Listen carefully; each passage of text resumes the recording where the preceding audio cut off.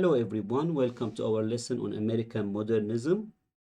In the previous lesson, I talked about naturalism and realism as a literary period and movement in American literature.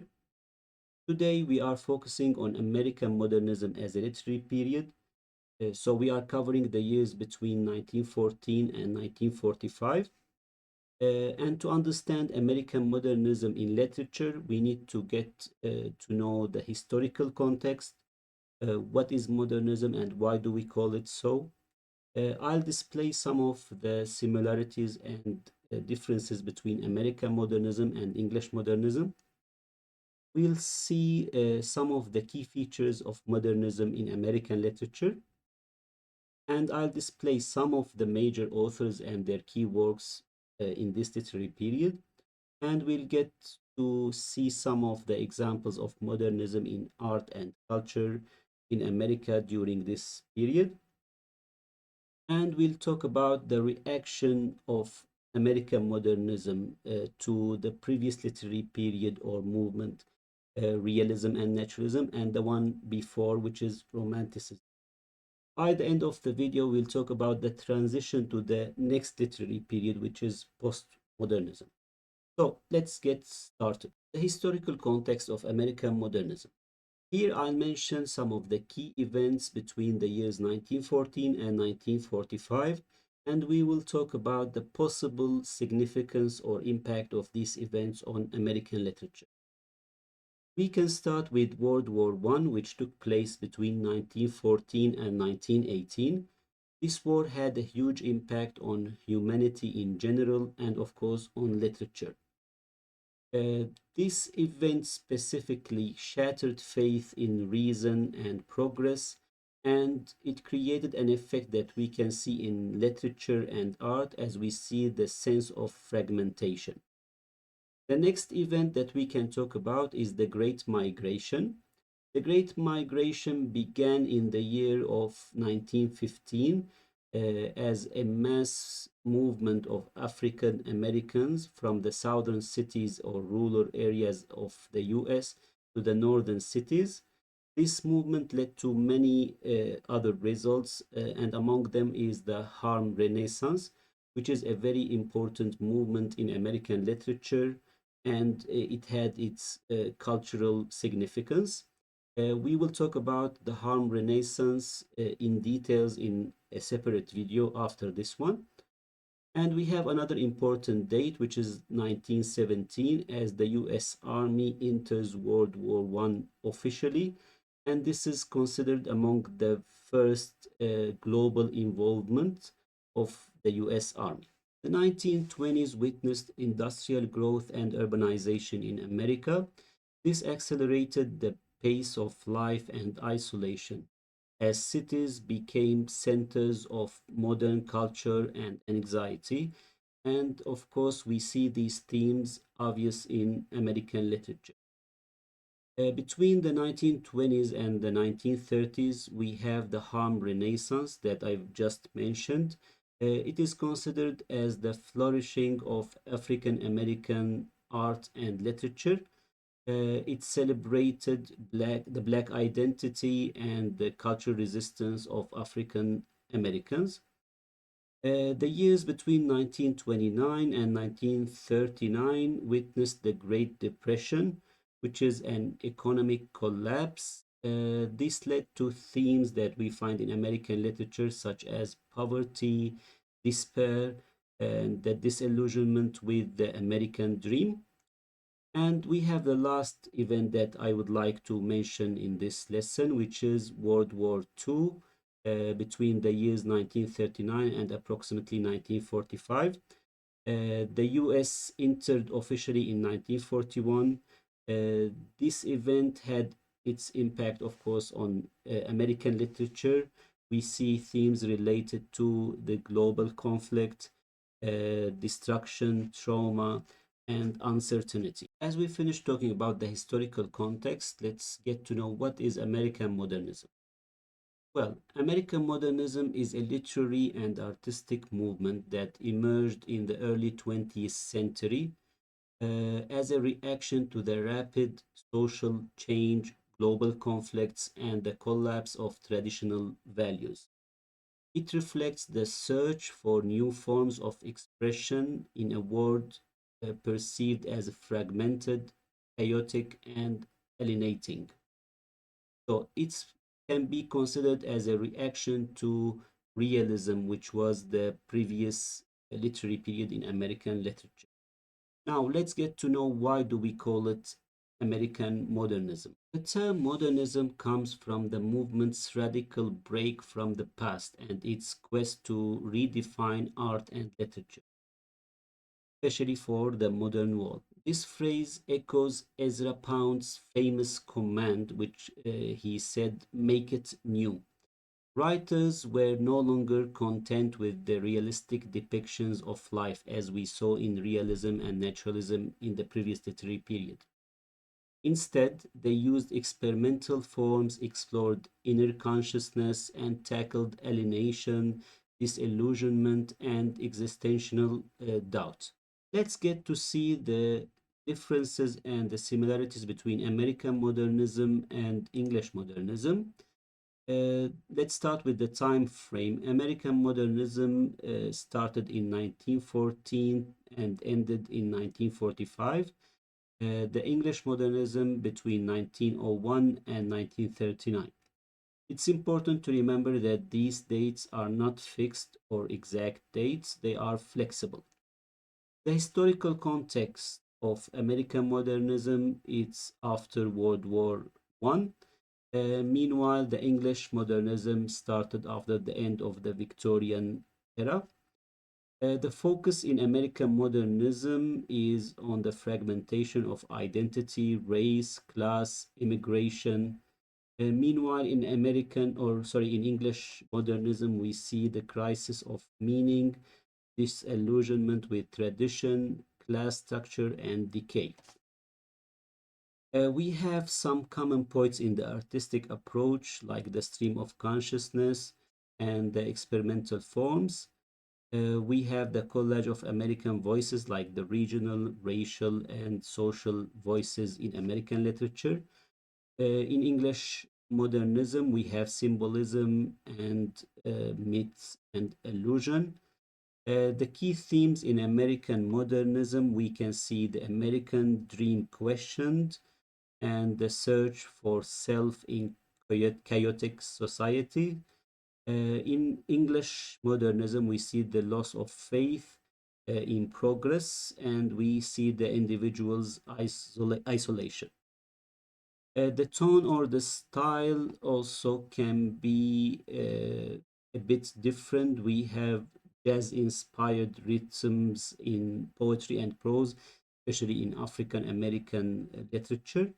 We have elusive prose and the emphasis on irony and fragmentation seen in English modernism. Some of the notable authors are Ernest Hemingway and William Faulkner. In English modernism, we have T.S. Eliot and Virginia Woolf, James Joyce. It's important here to remember that T.S. Eliot is an American by birth, and he has a huge impact on American modernism and English modernism. The influences of American modernism, we have American Civil War legacy and the Harlem Renaissance, as I mentioned earlier. The British modernism had its influences by Nietzsche, Freud, and Karl Marx. And we have the goals that we can display or talk about, which is to reshape American identity in a global context. This is in American modernism. In English modernism, we see the critique and the deconstruct of the traditional British culture and literary forms. The legacy of both American modernism laid foundation to postmodernism and diversified American literary voices. The British modernism set the tone for the 20th century British literature and the modern critical tradition. So somehow they shared many important points. The key features of American modernism in literature, we see a break with tradition. So we see a radical departure from the 19th century's realism and romantic ideals. We see also authors doing or performing experimentations, like they use the new forms such as the stream of consciousness, they used fragmented narratives, symbolism, and free verse. We see as well the focus on subjectivity, as we see inner consciousness, psychological depth, and alienation, and other similar themes. And after World War One, we see, as I mentioned earlier, themes of disillusionment after people lost their faith in progress and reason. And again, as I talked in the historical context, we see themes related or talking about urbanization and modern life as cities became the centers of modern culture and the anxiety caused by this new culture. Also, we see a very important feature in American modernism, which is the cultural diversity, as we see new voices from the American society, such as the African American voices. Let's talk about the major authors and their key literary works. We have Scott Fitzgerald and his literary work, The Great Gatsby, which was published in 1925. And we have also Tender is the Night. Another famous and important American writer is Ernest Hemingway. He had a lot of literary works. We can mention A Farewell to Arms in 1929. We have William Faulkner, As I Lay Dying in 1930. And we have another important author, which is T.S. Eliot. He was, as I mentioned earlier, born in America, and he became a British citizen later.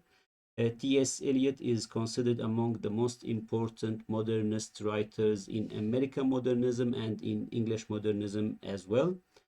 We have his landmark of modernist poetry, The Wasteland, published in 1922.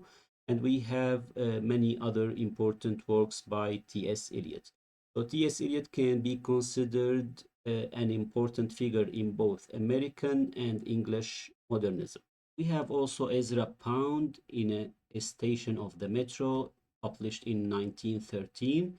We have Gertrude Stein, Tender Buttons in 1914 and Three Lives in 1909. We have Langston Hughes, one of the important authors in the Harlem Renaissance, such as the Weary Blues in 1926. And we have Zora Hurston, Their Eyes Were Watching God, published in 1937. So these were some of the most famous and important modernist writers in American modernism. American modernism was a reaction to the previous literary period and movement, realism. Here I'm going to talk about modernism's reaction to realism and naturalism, the previous literary period, and also its reaction to romanticism, the literary period before realism and naturalism. Of course, I'm not claiming that modernism is a reaction to romanticism or to realism, but let's take it as a kind of comparison between American modernism and American realism and American romanticism. So, American romanticism was between the 1800s and the 1860s. Let me remind you with the traits of romanticism. It emphasized on emotion, nature, imagination, the sublime, and idealism. The modernists, however, had another opinion, as they rejected the idealized visions of nature and humanity. They shared this with realists, and they focused instead on fragmentation, alienation, and disillusionment, especially after World War One. Well, American modernism can be considered as a reaction to realism, which was a literary period between 1865 and 1914, and I talked about it in the previous lesson. Let me remind you with the traits of realism. It focused on ordinary life, accurate depiction of reality and the social conditions. The modernists, however, accepted this seriousness of realism, but found the forms of literature too linear and traditional. So, realists narrated external reality, uh, but modernists explored inner consciousness, and that's why we see new forms of writing, such as the stream of consciousness and the interior monologue. The last point I would like to read from here is realism depicted society, modernism like chose isolation, subjectivity, and subconsciousness, especially after the theories of Freud and other important psychologists. In general, let's summarize this by saying that American modernism rejects Romanticism's idealism and transcends realism's surface objectivity, which created bold experimental art that reflected the fragmented, uncertain realities of the early 20th century. Now let's talk about modernism in art and culture. Uh, the artistic movements in modernism was so similar or were so similar to the ones we found in literature. Both seeked new forms to represent a fragmented and uncertain world. Here I'm going to mention some of the artistic movements that happened in the same period of time in Europe. So none of these movements or none of these names are American. I'll mention the American counterpart of these artists later. We can talk about Cubism, which was formed by Pablo Picasso and George Braque, who broke objects into geometric shapes. We have also Surrealism by Salvador Dali. This movement was influenced, or this artistic movement was influenced by Freud's theories of the unconscious.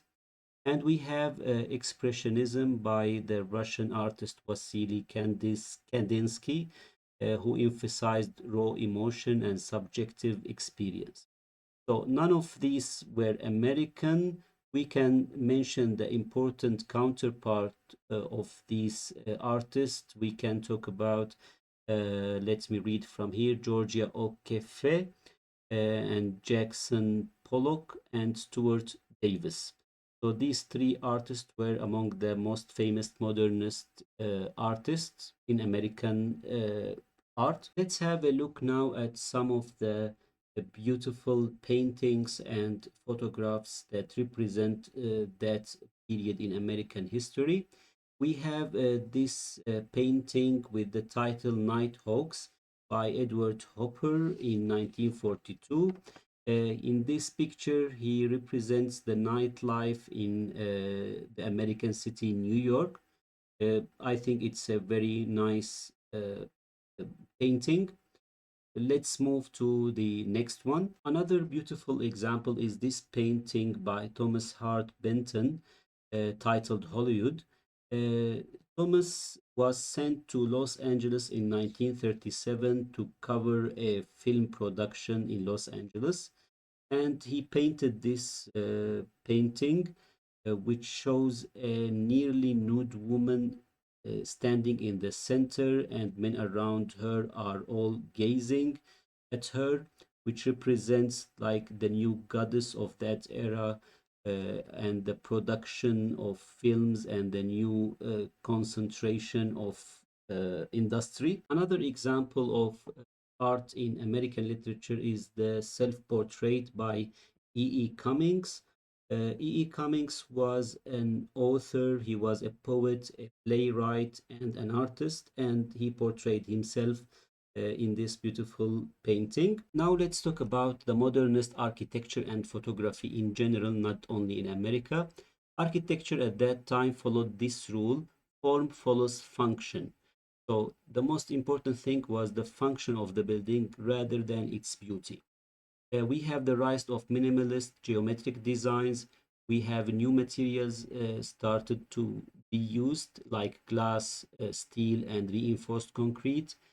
For photography, we have this becoming not only for documentation, but it is recognized as a form of art.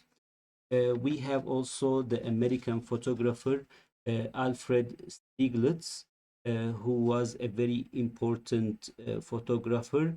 We will see some of his photographs in the next slides. Now, let's start with some important photographs that represent the American society at that time and American culture and literature, of course. We have this picture in the White House in 1917, in which we see women here picketing the White House to ask for their rights to vote. This is a very famous picture as women claiming their rights to vote. This is another real picture of one of the women who was participating in the picketing of the White House in 1917. Here the sign says to ask freedom for women is not a crime. After we got to know modernism in American literature and art, let's now ask, why is the shift to postmodernism that starts in 1945 and extends till our present time? Um, One of the reasons could be World War II and its destruction and atomic bombs, which shook the faith in progress and in science. And also the modernist ideals of universal truth and grand narratives were too rigid and not accepted anymore. The characteristics of postmodernism, of course, we will talk about them later in details. It includes playfulness, irony, and self-reflexivity, and it rejects modernism's seriousness and embraces pastiche and intertextuality.